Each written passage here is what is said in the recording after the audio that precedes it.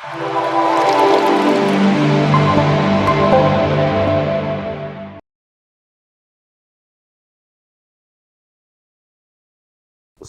నమః. సద్గురు జ్యోతిషాలయం వారి యొక్క ఆంగ్ల నూతన సంవత్సర శుభాకాంక్షలు. మా ప్రేక్షక మిత్రులందరికీ కూడా ఈ 2025 ఆంగ్ల నూతన సంవత్సరం ఎన్నో గొప్ప వసంతాలు రావాలని మనస్ఫూర్తిగా ప్రార్థన చేస్తున్నాను. మీరు మాకు చేసే ఒక చిరు సహాయం, మా ఛానల్ని లైక్ చేయడం, సబ్స్క్రైబ్ చేయడం, మీ మిత్రులందరికీ షేర్ చేయడం, ఇది ఒకటి చేయండి. ఇంకా మీకు చాలా అద్భుతమైనటువంటి విశేషాలు చాలా మీకు వస్తాయి. మరి ఈ ఆంగ్ల నూతన సంవత్సరంకి ఉగాదికి మధ్యలో ఉన్నటువంటి 3 నెలలు ఉంటుంది చూసారా. చాలామందికి మళ్ళీ ఉగాది పంచాంగ శ్రవణంతో పాటు మళ్ళీ వస్తుంది. కానీ ఈ 3 నెలల గ్యాప్లలో ఏమేమి జరగబోతున్నాయి, ఓవరాల్ ఇయర్ ఎలా జరగబోతున్నాయి అనేది మనం చూసుకుంటాం. ప్రతి ఒక్కరికి ఒక ఫీలింగ్, ఈ కొత్త సంవత్సరం నాకు ఏం జరగబోతుంది, నేను ఈ సంవత్సరం నాకు వివాహం అవుతుందా, ఉద్యోగం వస్తుందా, నా వ్యాపారం బాగుంటుందా, నా రాజకీయం బాగుంటుందా, నేను ఎలా ఉంటాను అనే ఒక ఆలోచన అంతా కూడా ప్రతి ఒక్కరికి వస్తూ ఉంటుందన్నమాట. దాన్ని దృష్టిలో పెట్టుకొని ద్వాదశ రాశి ఫలితాలన్నిందరికీ కూడాను మనం చెప్పబోతున్నాం. ద్వాదశ రాశుల్లో ఉన్నటువంటి రాశి ఫలితాలన్నీ కూడా గోచార గ్రహస్థితులను దృష్టిలో పెట్టుకొని మీకు చెప్పడం జరుగుతుంది. మళ్ళీ చెప్తున్నాను, రాశి ఫలితాలు అనేది పడుతున్న వర్షానికి ఒక గొడుగే కానీ రాశి ఫలితాలు జీవితం కాదు. మీరు మిమ్మల్ని నమ్మండి, మీ ఇష్టదైవాన్ని నమ్మండి, దైవ ప్రార్థన చేయండి. ఇంకనూ మీ రాశి ఫలితాలన్నీ పొందాలని అనుకుంటున్నవారు మీ పరిసర ప్రాంతాల్లో ఉన్నటువంటి సద్గురువుని ప్రార్థించండి. వారి దగ్గర పోయి మీ యొక్క date of birth, time of birth తెలపండి. లేదా మా ద్వారా తెలుసుకోవాలనుకుంటున్నారా, ఈ కింద ఉన్న నెంబర్కి వాట్సప్ చేయండి.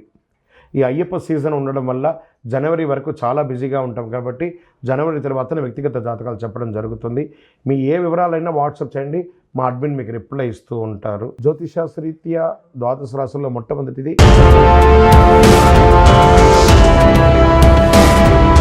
మీనరాశి మిత్రులారా. 2025 ఆంగ్ల నూతన సంవత్సర శుభాకాంక్షలు. ఈ సంవత్సరం మీకు శుభాశుభ ఫలితాలు ఎలా ఉన్నాయంటే, బృహస్పతి మే నుండి 4వ స్థానంలో, శని ఏళ్ళనాడు శని 1వ స్థానంలో అంటే జన్మరాశిలో సంచరిస్తున్నాడు. రాహు మే నుండి 12వ స్థానంలో, కేతు మే నుండి 6వ స్థానంలో సంచరిస్తున్నారు.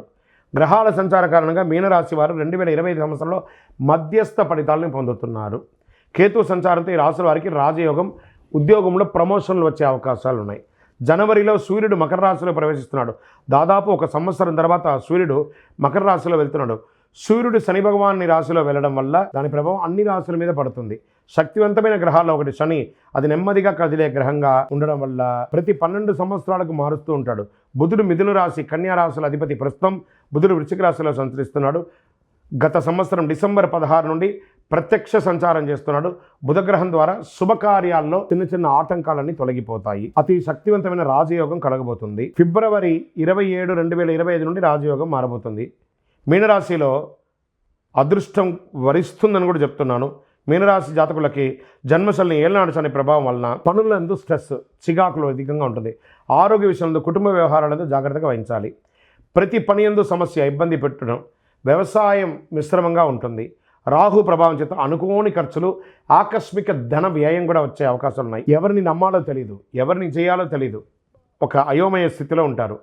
లీగల్ ఇష్యూస్ కూడా వచ్చే అవకాశాలను జాగ్రత్త పడండి. ఉద్యోగస్తులకి మధ్యస్థంగా ఉంటుంది. పై అధికారుల నుంచి స్ట్రెస్ ఉంటుంది.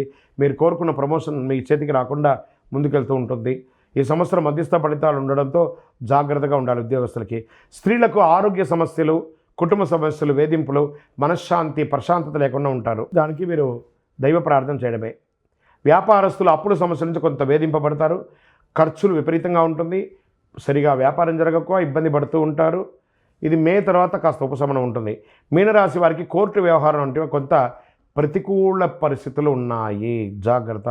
గొడవలకు ఎంత వీలుంటే అంత దూరంగా ఉండండి. మీడియా రంగం వారికి అస్సలు బాగాలేదు. కేతు ప్రభావం వలన అనుకున్న పనులు ఆలస్యమైనప్పటికీ మీకు తెలివితేటలతో పూర్తి చేసుకునే అవకాశాలు ఎక్కువ ఉన్నాయి. ఈ ఐటీ రంగం వారికి బాగా స్ట్రెస్ అని కూడా చెప్పలేదు. కళాకారులకి ఉన్నాయి. ఇండస్ట్రీస్ వాళ్ళు ఈ యొక్క సంవత్సరం మిశ్రమంగా ఆలోచించండి. గవర్నమెంట్ ఉద్యోగంలో ఉన్న వాళ్ళకి కూడా మిశ్రమం. స్పోర్ట్స్ రంగం వారికి చాలా బాగుందని కూడా చెప్పవచ్చు ఈ యొక్క సంవత్సరం అంతా కూడాను.